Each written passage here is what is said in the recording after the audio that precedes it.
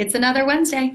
It is another Wednesday, Shana, and I am so glad. Yep. You know why? Why? Because we get to talk to all of our customers about all of the great things that they are able to do in their shop to help them improve. Yeah, and that's a great thing because that's why we're here. That's why Bolt-On does what it does, because it helps shops succeed. We're not trying to sell something that doesn't help. We're trying to sell something that changes the way they do business. Mm-hmm. And you want to know what else? And I just thought of this. This isn't something that we had talked about before. The reason we do it in this format is because we're able to actually have conversations with our customers. We're able to have them tune in, ask questions as we go into, go over a few more, and whatnot. Yeah, different things like that. But it's also a visual way to communicate. Mm-hmm. Talking about visual. Did you like how I just spun that? It might have been a little farther nice. stretch than normal, but. Talking about visual, did you know the human body absorbs more information visually than any other way? Mm-hmm. Yeah, when people say that they're visual learners, it's really like we are creatures that learn better by visuals. Yeah, or hands-on, whatever it takes. But a lot of times studying teachers, although I was studying those things, I still don't know my multiplication tables anyway. Mm-hmm. I never really did learn them too well. No, I just kind of did them. But okay, back to pictures, back to visuals. Why are they so important for your shop? Are you using it to its fullest potential? That's what we're about to find out. Mm-hmm. And we're talking about the pictures that a shop will be using on a digital inspection. Yes. All right. So what's the big deal? Well, the first thing here is I can stand here or sit here and say, Shana, do you know what a sun gear looks like? I don't, and I'm probably more educated than most people. Yeah, true, since your father owns a number of shops and you may have been in and out of them. Mm-hmm. But the thing is that is so foreign to people that what I'm trying to share with you is that you may be a driver that maybe doesn't even know how to put your fuel in. Wow, I'm a fool. New Jersey. Yes, move. Anyway, but the idea here is I, as a person that looked at your car, has to communicate to you what I'm trying to tell you what's wrong. Mm-hmm. And if you don't have any understanding about mechanics and that sort, how do we bridge that gap? Mm-hmm. Pictures bridge the gap. Do they answer all the questions? Do they do everything for you? No, but pictures are going to make things stand out that make the customer understand why I'm selling an air filter, why you need an alignment, why you should check your tire pressures. Mm-hmm. All those things I could show you cause and effect. And then if you understand it, like a coolant leak, for example, a lot of coolants are very bright colored. So a customer sees green, which most of us are familiar with, that's coolant. And now they understand when they look at that picture that they do have an issue. And also they've seen that in the driveway. So now we just made that connection. Sure. We educated. They now understand why we're saying you need to replace that water pump or whatever it might be. Mm-hmm. And they say a picture's worth 1,000 words. And oftentimes pictures actually help give you 1,000 words that are more relatable to your customers than the terminology that it is that you're using. So as we're going through, we know that pictures really help to educate our customers, but what are some things that shop owners and technicians and mechanics need to keep in mind to make sure that these pictures are actually telling a story that's understandable? That's great. Telling a story that's understandable. Well, the first thing is basic photography. You got to get a little light in there. You got to take a decent picture. Let's get beyond that. Mm-hmm. The next thing is that whole communication part where when I look at something, I understand what I'm looking at, but when you look at it as a driver, you may not know what it is. Mm-hmm. And the picture's got to be taken in a way that it not only indicates what the item is that we're talking about, but how it failed. How it's an issue, and it needs to be relatable to you as a driver. And that's the point that we're trying to make here. I mean, actually, here's a pretty straightforward one that I have. And most people are going to recognize that these are air filters. Hey, look, I'm blocking your face. Anyway, so right here, when you look at an air filter, it's night and day. Sure. You can tell that the dirty one is the black one. That's the one out of your car, Mr. and Mrs. Customer. We need to do something because your car can't live like that. This is what we need to put in there. So that says it right there, right clearly, and makes it easy. Mm-hmm. That's very descriptive. Sure. And how can anyone say, well, I don't understand? And that, no pun intended, this really makes it a black and white answer. Yes. People are able to use common context clues when you show different comparisons of what something should look like compared to what it does look like currently. And that's great that you said a black and white issue, because the only gray that we would have here is if this filter happened to be just a little dirty, or it's getting to the point where the shop says, you know what, We're not going to see you back for a few months or you're going on a trip. Mhm. It's not totally dirty, but it's a good time to replace it. Sure. So there could be a gray, but that's Mhm. an advantage. Mhm. So I like that. What do you think? I like that. That makes it a lot easier for me, because if I was just shown, what what it looks like right now, I might not know what color it should look like. But when you say something's dirty, usually dirty means it's a darker color, it's discolored, anything like that. So that makes it very, very clear for a customer who might not necessarily know the purpose or know what it is to look for. Mhm. So here's another one. And this one's here in the world of tires, okay? And what we're interested in on a tire, Shana, is how deep, how much tread is on that tire. Mhm. So you looking at this, if I say your tires, got a little weird wear, what can you tell me from looking at that picture? So from looking at this picture, I see 9s on the outside and I see a 7 on the inside. So something's telling me that 7 is a smaller number, so there must be a smaller tire tread depth Yes. for that. Can you say that 3 times fast? Smaller Please tire don't test tread. me. Yeah, so here's what's happening. The technician measured it, and it could be in millimeters or in 30 seconds of an inch. It matters how you folks work. And they measured across the tire, and they put it out there, and you recognize that there's a difference. The tire it's smaller, it's shorter in the middle. Yes, there's like a little more wear. Mhm. And this is the result of a customer putting too much air in their tires.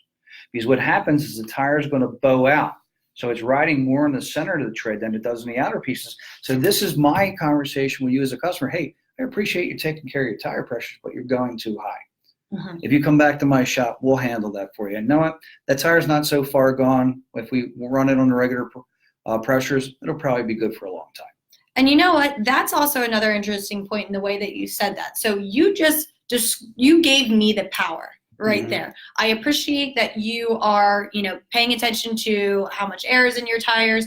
You're overdoing a little bit. Here's my suggestion the next time you go to do it. You actually gave me the power. You weren't necessarily selling something that you needed that expertise. You were giving me something that I could then take and then learn from in the future. Yeah, and that's what we want to do. And what do? We're building a trust with that. Absolutely. Because I'm not telling you what you need to do. I'm not telling you what's going on. I'm explaining to you. So this one here is a little different. And this is one of the things that we need to look as technicians. How do we communicate certain things? Now, a lot of people see this picture, and what's the first thing that you say? So I don't really know what I'm looking at, but I see the color green, and it's pointing to something. Okay, and what does green usually mean? Green means go, so green means good. Good, go, whatever, right? So here's the thing. Most of you fine folks out in the field there, you recognize the caliper, the rotor, the brake pad, the piston, but the green feeler blade is on the brake pad, and that's measuring the depth of the brake pad.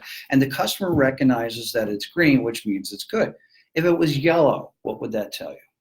It might start becoming a concern.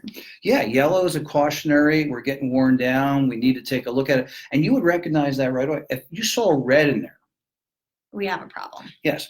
So besides the color blade or the measuring device, does the rest of that picture really need to mean anything to you? Mm-mm. So that's what I'm trying to share with you folks, is that if you're taking these pictures where a customer can understand, and I can be on the phone and the customer has this on their phone and they're looking at it while I'm talking to them, and I say, you see that green? You're in great shape today. Your brakes are fine. If it's yellow, hey, you know what? I know how you ride, drive, and whatnot. We got another 6 months on these. If it's red, you need it today. Okay. So, and that's the other thing that I want to make sure I bring to your attention. This might be a long live one, but I think it's really important. Building the history, going from green to yellow to red, with the customer being part of that, not just surprise, you need brakes, Now they can see the progression. You know what? They're more apt to be prepared financially, mentally, and get those brakes done when it's red. Sure. Or they may even go with them being yellow because they don't want to have it hanging over their heads. Now, how important are pictures? Oh, no. I'm nervous for this one. So I'm going to show you guys. Oh, you can't look at the screen. All right, I'll close my eyes. So I'm going to ask Shana, what's the problem with this? It's a common problem in many cars. What is the problem that we actually have here? All right. Am I allowed to look? All right. Yeah, you're ready to look. So I'm going to turn it over. What is the problem that we mostly have to fix on many cars? Road rage. Close, but no cigar. All right. What am I looking at? Well, This just looks like someone who's very angry and needs to get to work and is stuck in traffic. Yes, the driver, right? The driver's the problem. Well, this is one of the main causes of automotive issues is the loose nut behind the wheel. Oh, okay. All right. So there you go. There's the loose nut, and we know that a lot of times there's some adjustment needs to be done to make that thing work. And there you go. The power of pictures. The power of pictures. So we went over a couple of really important things in this. So using context clues and comparative pictures. Now, wait a minute. Wait. You just said a lot of long, big words. I have no idea what you're talking about. So See what I'm doing to you? See, it all comes full circle. All right, so context clues, comparisons, and then also showing the history from good to becoming a problem to fixing the problem now. These are all things that are really going to help your shop have better conversations, give your customers more trust, and ultimately sell more services because they feel like they know exactly what the condition of their car is at that current time. And actually, you know what? Casey Emerson just wrote in. We send pictures every chance we get. We love it. And I'll bet you, Casey, you're going to tell us, if you have a moment here, that they really have made a difference in your education of customers, thus your bottom line. So that's pretty cool. And it does. It works. I mean, maybe not fixing this, but, getting those brakes, getting that air filter and stuff like that. A real quick example, I used to work at a dealership not far from here, and this customer would come in and every oil change they needed an air filter. And then one day he came in and said, why do I need an air filter every 6 months or whatever? And I pulled the air filter out and I looked at it. And of course, it'd be great if I had a picture of that air filter. But when I opened that air filter up and looked at it, it was covered in red. Well, we're in Pennsylvania, and this was up in the Doylestown area. The earth up there is all red clay. They lived in the area that construction was taking place, and that's why they were clogging up, because they're constantly driving through all that dirt and dust. Okay. And once we showed the customer and made that connection, then they understood. That makes a lot of sense. And that also helps you kind of understand where it's coming from. So as much as the customers are learning something new, really, your technicians are as well. Yeah, and think about that. I could have sent that picture to the customer instead of having them angry and they're wondering if I was ripping them off. So we could have had the conversation over the phone while they're at work, and now they understand. Yeah, and we agree completely with Casey. And, one of the things in talking with, some of the Bolt-On employees, we've noticed that a lot of shops are just starting to use pictures with digital inspection, sending them to their customers. On average, we see shops use 3 to 4 pictures, but when increasing that to up to 12 pictures per inspection, you are significantly not only increasing customer trust in the communication, but we do see those average repair orders begin to skyrocket, not because you're trying to, rip them off or anything along those lines. You're just allowing them to make the best educated decisions because you're putting all the power and the control on them, where then they can choose wisely for themselves without being surprised or not expecting any of these things. When people understand, they're more willing to invest, especially in something that's as valuable as their vehicle. And there you go, Casey, 100%. Yes, it builds trust. So thank you for responding to that. I really appreciate that. But again, all you fine folks out there, I think we're kind of wrapping it up at this point. All you fine folks, just like Casey did, reach out to us. Even if we're not online, get in contact with us. Ask us a question. We'll give you an answer. And again, we're just trying to do this so that everybody gets on board and everybody understands the benefit of the inspection, the pictures, and everything that we're talking about. Well, you know what? There is one thing that I think we should discuss before we get off our live stream today. So speaking of pictures, we are beyond excited here at Bolt-On Technology because we are quickly approaching our 20 millionth photo taken with our Bolt-On software, with digital vehicle inspections with Mobile Manager Pro. And we think that's something worth celebrating here. That's really big. 20 million pictures. 20 million in pictures. about 7 or 8 years or something of that sort. And I'm sorry, I don't know exactly, but think about that. It's 20 million times when that number gets hit that we've educated customers about the good, and I like to say the bad and the ugly. And that's 20 million. That's coming up. But by the way, you find folks out there that are using the Bolt-On product, the technician that takes that 20 millionth picture is going to be a very happy person. very happy person. because there's a prize.